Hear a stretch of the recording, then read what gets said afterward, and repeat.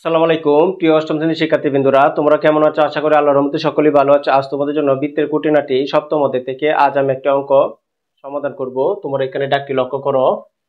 এটি হচ্ছে রচনামূলক প্রশ্ন, 10 65 পৃষ্ঠা হচ্ছে 229 পৃষ্ঠা লেকচার গাইড থেকে। আর ডাকটা তোমরা এখানে লক্ষ্য করো যে উদ্দীপকটা দেওয়া আছে, একটি বৃত্তচাপ কেন্দ্রে 30 ডিগ্রি কোণ উৎপন্ন করে এবং বৃত্তের ব্যাস 124 সেন্টিমিটার। এখানে তিনটা রিকোয়েস্ট দেওয়া আছে। ক নম্বর রিকোয়েস্টটিতে বলা আছে বৃত্তটির ব্যাসের দ্বিগুণ কত মিটার। ব্যাসের দ্বিগুণ বলছে কত মিটার, এটা বের করার জন্য খ নম্বর বলছে বৃত্তের পরিধি ও বৃত্তচাপের দৈর্ঘ্য নির্ণয় করো। আর গ নম্বর বলছে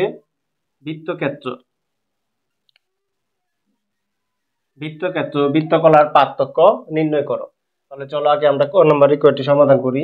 তাহলে ক নম্বরে যে বৃত্তটি ব্যাসের দ্বিগুণ কত মিটার, ব্যাসটা আমাদের দেওয়া আছে কত, যে 124 সেন্টিমিটার। প্রথমে আমরা লিখে নিব, ক নম্বর দিয়া দেওয়া আছে লিখে যে বৃত্তের ব্যাসটা আমরা প্রথমে লিখে নিব। বৃত্তের ব্যাস দেওয়া আছে কত, 124 সেন্টিমিটার।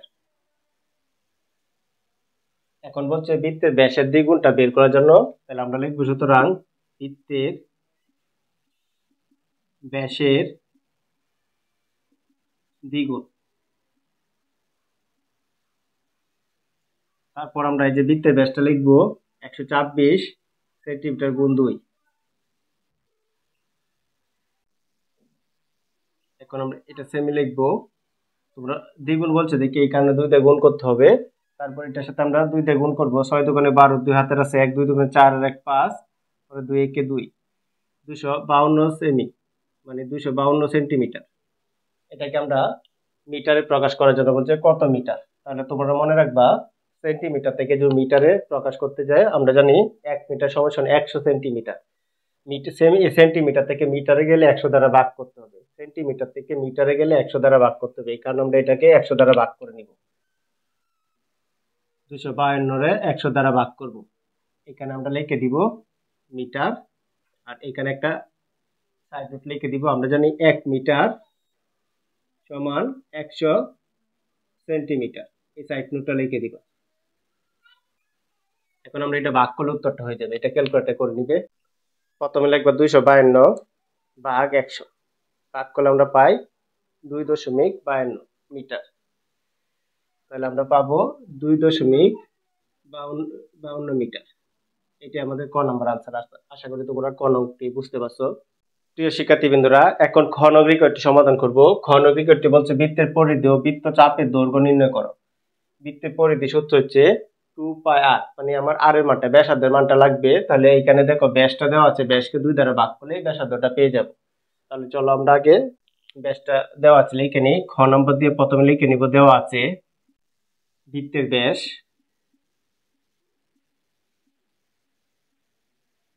দেওয়া আছে 124 সেন্টিমিটার। তোমরা মনে রাখবা, ব্যাসকে 2 দ্বারা ভাগ করলে ব্যাসার্ধ হয়। তাহলে আমরা লিখবো সুতরাং বৃত্তের ব্যাসার্ধকে আর দ্বারা প্রকাশ করা হয়। ব্যাসের অর্ধেক হচ্ছে ব্যাসার্ধ, এই যে 2 দ্বারা ভাগ করলে অর্ধেক হবে। তাহলে আমরা পাবো কত, 63 সেন্টিমিটার।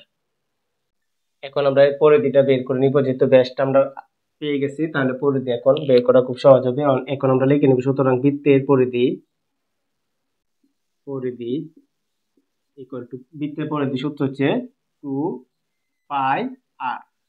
বৃত্তের পরিধি সূত্র হচ্ছে 2 পাই আর, যে 2 গুণ পায়ের মান আমরা ধরবো 3.1416 গুণ আর এর মান কত, এই যে আরটা আমরা কত ধরছি, এই যে ব্যাসার্ধকে আর 63, এই দুইটা গুণ, এই তিনটা মান গুণ করলে আমাদের বৃত্তের পরিধিটা বের হয়ে যাবে।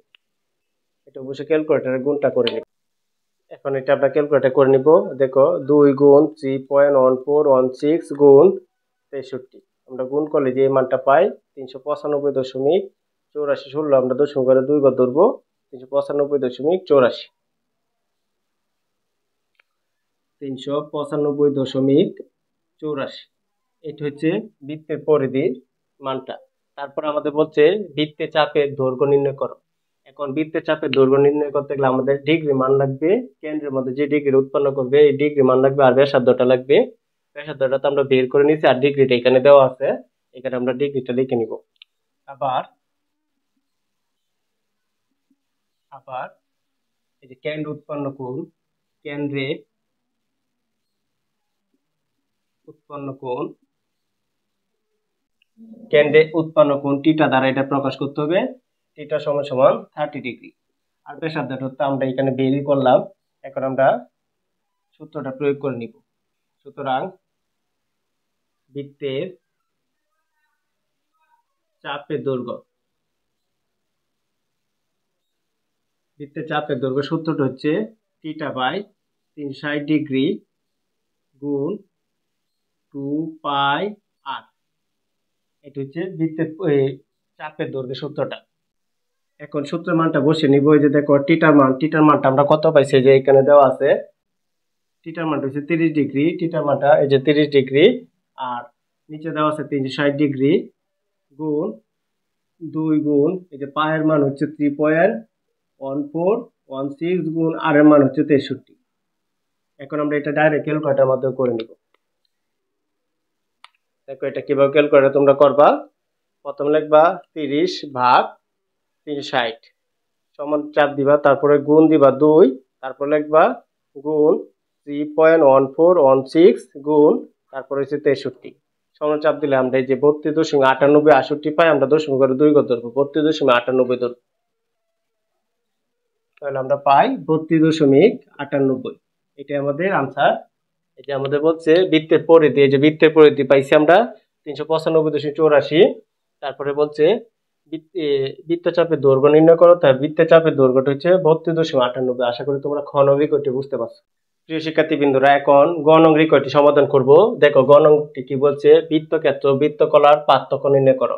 তো বৃত্তক্ষেত্র চাইছে, যেহেতু বৃত্তক্ষেত্রের ক্ষেত্রফলটা নির্ণয় করতে হবে, আর বৃত্তকলার ক্ষেত্রফলটা নির্ণয় করতে হবে, পরে দুইটা বিয়োগ করলে আমরা পার্থক্যটা পেয়ে যাব। তাহলে বৃত্তের ক্ষেত্রফল সূত্র হচ্ছে পাই আর স্কয়ার, মানে আর এর মানটা লাগবে। আমরা খ এর মধ্যে আর এর মানটা বের করছিলাম, এখানে ক হতে পাই লিখবো। আর বৃত্তকলার মধ্যে আর এর মানটাও লাগবে, আর টিটার মানটাও লাগবে। টিটার মানটা তো এখানে দেওয়া আছে, তাহলে চলো আমরা দুইটা মানে আগে লিখে নেই। গ নম্বর দিয়ে আমরা লিখবো খ হতে পাই ব্যাসার্ধের মানটা আমরা লিখে নিব। ব্যাসার্ধটা আমরা খ এর মধ্যে বের করছিলাম, আর ইকুয়াল টু 63 সেন্টিমিটার মানে সেমি পাইছিলাম। এবং কেন্দ্র উৎপন্ন কোণটা টিটা ইকুয়াল টু কত, 30 ডিগ্রি।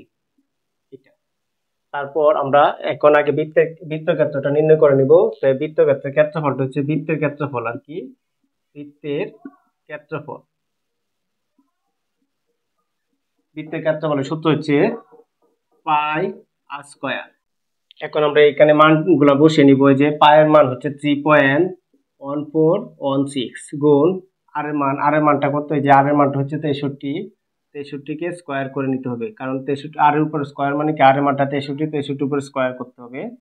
তারপর আমরা এটা ডাইরেক্ট করে নিলে আমাদের বৃত্তের ক্ষেত্রফল হয়ে যাবে। এটা ক্যালকুলেটর করে নিবে। প্রথমে দেখো যে এটা কিভাবে করবে, প্রথমে লিখবে 3.1416, পরে গুণ 63 কত দুইবার, 63 গুণ 63 সমান চাপ দিলে আমরা ফলটা পাবো এই যে 12,469। দশমিকের শূন্য শূন্য আছে, আমরা দশমিকের পরে ধরবো না, এখানে লিখবো 12,469। এখানে লিখে নিব 12,469 বর্গ সেমি। যেহেতু ক্ষেত্রফল বের করছি, অবশ্যই বর্গ সেন্টিমিটার লিখতে হবে।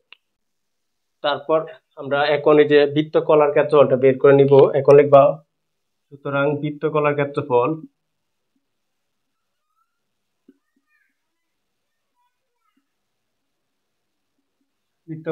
হলে সূত্র যে টিটা বাই 360 ডিগ্রি ইন্টু পাই আর স্কয়ার। এটা হচ্ছে বৃত্তকলার ক্ষেত্রফলের সূত্র। এখন আমরা মানটা বসাবো। টিটার মান হচ্ছে 30 ডিগ্রি, আর 360 ডিগ্রি যে বাসে থাকবে, গুণ পায়ের মান হচ্ছে 3.1416 গুণ আর এর মানটা হচ্ছে 63 মানে 63, এটাকে স্কয়ার করে নিব, হোল স্কয়ার। এখন আমরা এই দিক দিয়ে করে নিব, এটা ডাইরেক্ট ক্যালকুলেটর আমরা করে নিব। দেখো এটা ক্যালকুলেটর কিভাবে করবা, প্রথম লেখা 30 ভাগ 360 ভাগ, পরে গুণ 3.1416 গুণ 63 কত হবে 2 বার, তাহলে আমরা লিখব 63 গুণ 63 সমান চাপ দিলে আমরা এটা পাবো 1039.08। আমরা দশমিক করে লিখলে হবে না লিখলে হবে, আমরা দশমিক করে এখানে 2 করে ধরে নিলাম 1039.08। আমরা এখানে লিখে নিলাম 1039.08 বর্গ সেমি, যেহেতু এটাও ক্ষেত্রফল এই কারণে বর্গ লিখতে হবে, আর বাহুর মানটা সেমি দেওয়া আছে এই কারণে সেমি লিখবো।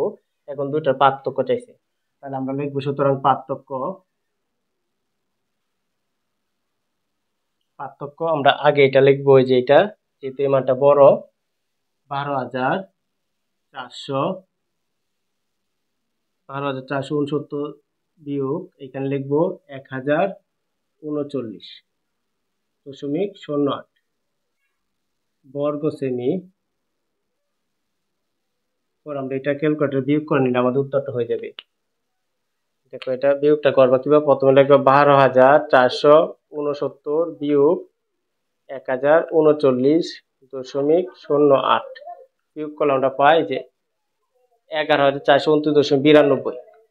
এটার উত্তরটা হবে 11,429.92। এটাই আমাদের আনসার। আশা করি তোমরা বুঝতে পারছো। প্রিয় শিক্ষার্থীবৃন্দরা, আমার ক্লাস যদি তোমাদের ভালো লেগে থাকে তাহলে অবশ্যই আমার চ্যানেলটি সাবস্ক্রাইব করবে এবং লাইক শেয়ার কমেন্ট অবশ্যই করে নিবে। আসসালামু আলাইকুম।